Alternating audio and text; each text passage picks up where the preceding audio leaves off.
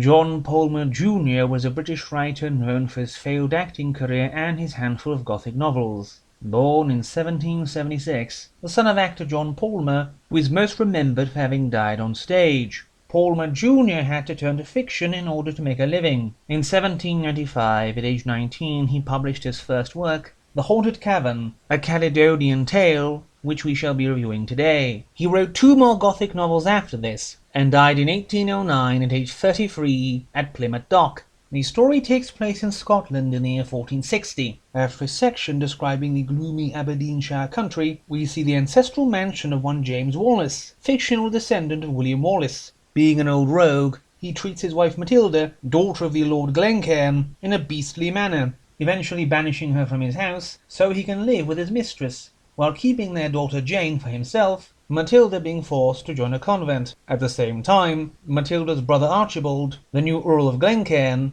disappears without a trace, leaving Wallace the guardian of Matilda's nephew Eldred. Of course, Jane and Eldred fall for each other, but Jane's beauty becomes known to a certain Donald of the Isles, a powerful Highland chief, and of course Sir James wants his daughter to marry him instead. Eldred and Jane escape, but almost immediately, Jane disappears as well. Stricken with grief, Eldred arrives at and is hosted at the house of Father Ambrose, a hermit, who tells them of his own part in the Anglo-French War, and of his strange adventures in a former convent overrun by banditti, and that his reason to retire from the world was his love of Matilda, Jane's mother, who had married someone else. As Eldred leaves the hermit's hovel, along with his servant Andrew, who only exists to make quips, he is seized by Wallace, who places him in a dungeon, the so-called Haunted Cavern. While imprisoned, he finds a manuscript written by his own father, explaining how Wallace had abducted him too. Also in his cell he finds a skeleton and a rusty dagger, but neither inspire much confidence. However,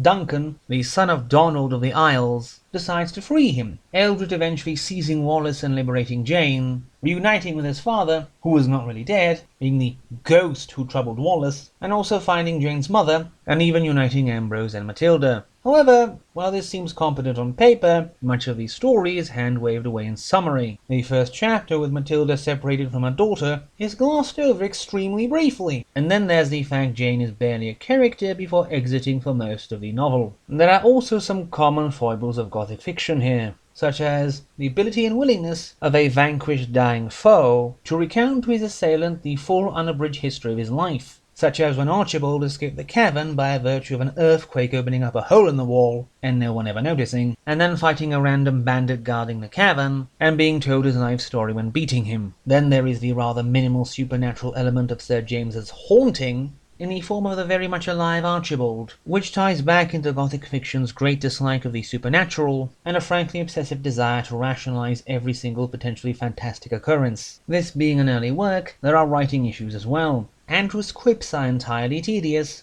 and his so-called wisdom is shallower than a puddle, and every chapter forcefully inserts a lengthy poetic quotation at the start. An interesting curiosity, it may still bore the modern reader. One finds calling it a tale of shrieking spectres and bloody murders is overselling it a bit.